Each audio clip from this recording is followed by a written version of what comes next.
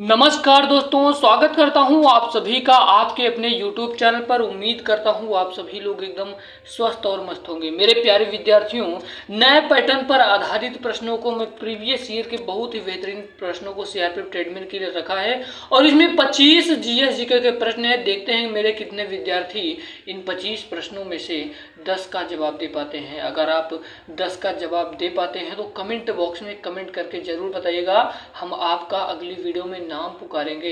और आप सभी को दोस्तों इतना बता दें कि ये सारे सिलेक्टेड क्वेश्चन है। अगर आप 10 प्रश्नों का जवाब दे पाते हैं तो आप समझ जाइएगा कि आपकी तैयारी ठीक ठाक से हो रही है। तो चलिए दोस्तों, बिना किसी देरी के वीडियो को शुरू करते हैं। हमारा पहला प्रश्न है कि काकतीय वंश का संस्थापक कौन था। तो मेरे दोस्त, मेरे लाल, याद रखिएगा, इसका राइट आंसर हो जाएगा ऑप्शन नंबर सी वाला, वीटा प्रथम। काकतीय वंश का जो संस्थापक था उसका नाम था वीटा प्रथम। ऑप्शन नंबर ए वाला, सी वाला सही हो जाएगा। उम्मीद करता हूं ये आप सभी को प्रश्न समझ में आया होगा। अगले प्रश्न का जवाब जल्दी से आप कमेंट बॉक्स में दीजिए, जल्दी से जल्दी इसका जवाब दीजिए।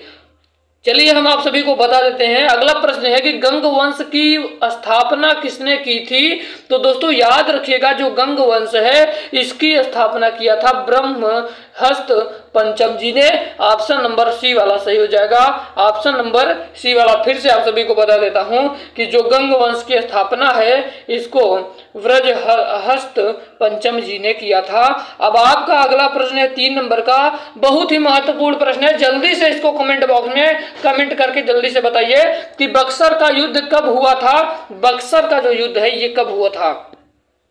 तो दोस्तों याद रखिएगा, ये जो बक्सर का युद्ध है इसका राइट आंसर हो जाएगा ऑप्शन नंबर सी वाला। 1764 ईस्वी में बक्सर का युद्ध हुआ था। जो बक्सर का युद्ध हुआ था वो कब हुआ था, यही प्रश्न में आपसे पूछेगा। तो याद रखिएगा मेरे लाल, जो बक्सर का युद्ध है ये 1764 ईस्वी में हुआ था। उम्मीद करता हूं ये तीनों प्रश्न आप सभी के समझ में आए होंगे। एक एक पॉइंट आपको समझ में आया होगा। अगर आपको समझ में आया तो हमारे उन भाई बहन तक जरूर शेयर करिएगा जिनके पास आज कोचिंग जाने तक की फीस नहीं है। और आपका अगला प्रश्न है कि ईरान देश की मुद्रा का नाम क्या है। जो ईरान है वो ईरान देश है। ये जो देश है इसकी मुद्रा का, जैसे अपने भारत की जो मुद्रा यानी रुपया है, उसी प्रकार से ईरान देश का मुद्रा का क्या नाम है। बहुत ही इंपॉर्टेंट प्रश्न है, तो याद रखिएगा इसका करेक्ट आंसर हो जाएगा रियाल। जो भैया ईरान देश है इसकी मुद्रा का नाम रियाल है। अब आपका 5 नंबर का प्रश्न है कि रुहेला का युद्ध कब हुआ था। बहुत ही महत्वपूर्ण प्रश्न है। ये सभी प्रश्न आप सभी कॉपी में अपने नोट कर सकते हैं। रुहेला का जो युद्ध हुआ था ये कब हुआ था। तो याद रखिएगा रुहेला का युद्ध 1774 ईस्वी में हुआ था।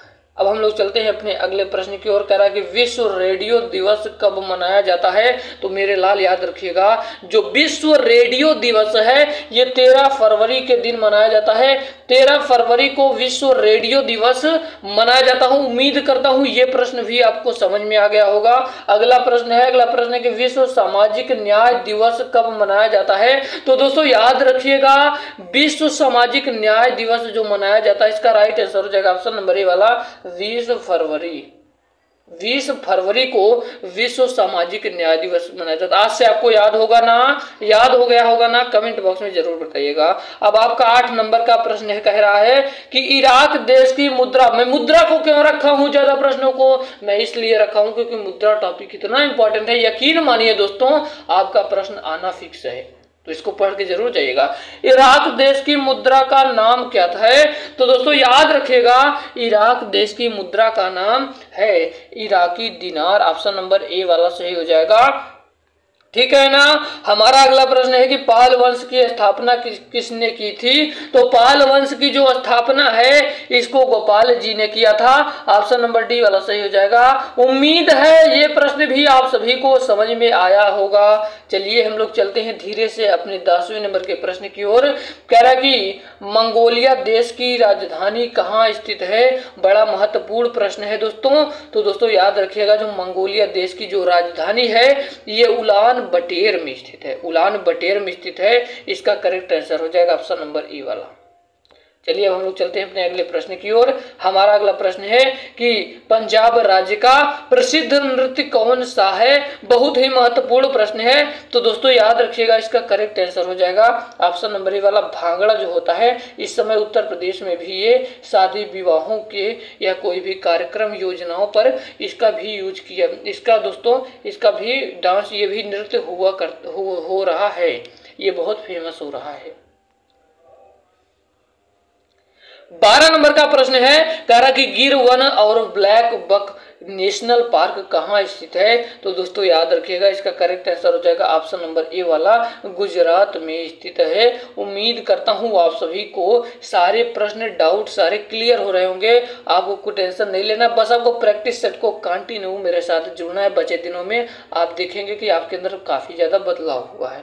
अगला प्रश्न है कि कथकली नृत्य किस राज्य का है। तो दोस्तों याद रखिएगा, इसका करेक्ट आंसर हो जाएगा ऑप्शन नंबर ए वाला, ये केरल का है। अब आपका 14 नंबर का प्रश्न है, कह रहा है कि चीन की राजधानी कहाँ है। तो याद रखिएगा, जो चीन की राजधानी, एक बार राजधानी पूरा पढ़ लीजिएगा, लेकिन चीन की राजधानी आप सभी को बता दूं, इसका राजधानी बीजिंग है।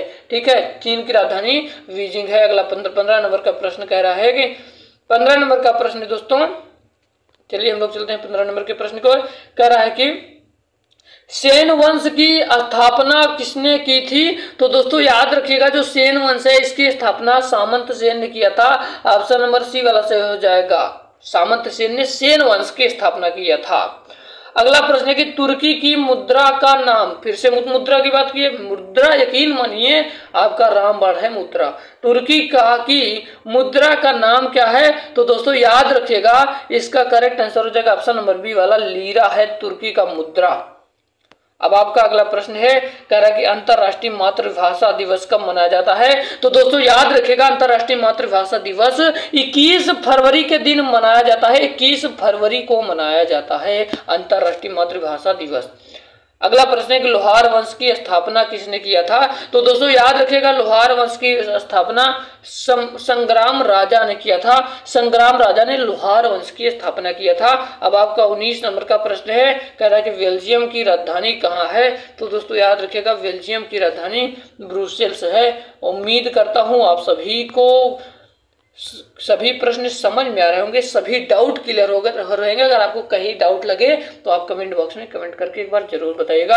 अगला प्रश्न है कि राजस्थान का प्रसिद्ध नृत्य कौन सा है। तो याद रखिएगा दोस्तों, ये जो घूमर है ये भी है और पड़घट है ये भी है। इसका मतलब correct answer option number C वाला जाएगा, उपयुक्त तो दोनों। अगला प्रश्न है कि सुंदरवन नेशनल पार्क कहाँ है। तो याद रखिएगा दोस्तों, ये पश्चिम बंगाल में है। आपका 22 नंबर का प्रश्न है, देखिए हम कम टाइम में आपको बेहतरीन से बेहतरीन कंटेंट देने का कोशिश करते हैं और आप लोगों से वादा करते हैं, अगर 10 मिनट के वीडियो आप देख लेंगे समय निकाल कर, तो समझ लीजिए आपका दोस्तों आप सफलता की ओर बढ़ रहे हैं, क्योंकि हम सारे सिलेक्टेड क्वेश्चन रखे हैं। अगला प्रश्न है कि कुचिपुड़ी नृत्य किस राज्य का है। तो दोस्तों याद रखिएगा, ये कुचिपुड़ी नृत्य है जिस राज्य का है, इसका नाम है Andhra Pradesh. Option number A वाला सही हो जाएगा। अगला प्रश्न है कि डेनमार्क की राजधानी कहाँ है। तो दोस्तों याद रखिएगा, डेनमार्क की राजधानी कोपेनहेगन है। ऑप्शन नंबर ए वाला सही हो जाएगा। अब आपका अगला प्रश्न है कि वर्मन वंश की स्थापना किसने की थी। तो दोस्तों याद रखिएगा, वर्मन वंश की स्थापना पुष्य वर्मन ने किया था। ऑप्शन नंबर बी वाला सही हो जाएगा। अब आपका 25 नंबर का प्रश्न है कि राष्ट्रीय विज्ञान दिवस कब मनाया जाता है। ये बहुत इंपॉर्टेंट क्वेश्चन है, तो याद रखिएगा राष्ट्रीय विज्ञान दिवस जो है ये 28 फरवरी को मनाया जाता है। ऑप्शन नंबर ए वाला सही हो जाएगा। उम्मीद करता हूं आप सभी को ये सारे प्रश्न मात्र ये 8-9 मिनट की वीडियो में समझ में आ गया होगा। अगर आपको कहीं डाउट है, आपको कुछ पूछना है, तो आप कमेंट बॉक्स में कमेंट कर सकते हैं। हमारी टीम हर हमेशा एक्टिव रहती है। तो उम्मीद है आप सभी को पसंद आया होगा। तो आपको पसंद आया तो शेयर जरूर करिएगा, क्योंकि आपका दोस्तों सभी के प्रति आपकी सोच अच्छी होगी, तभी आप अच्छे बनेंगे। ठीक है, चलिए मिलते हैं किसी नए वीडियो में किसी नए टॉपिक के साथ। तब तक के लिए जय Hind, Vande Mataram, bye bye, take.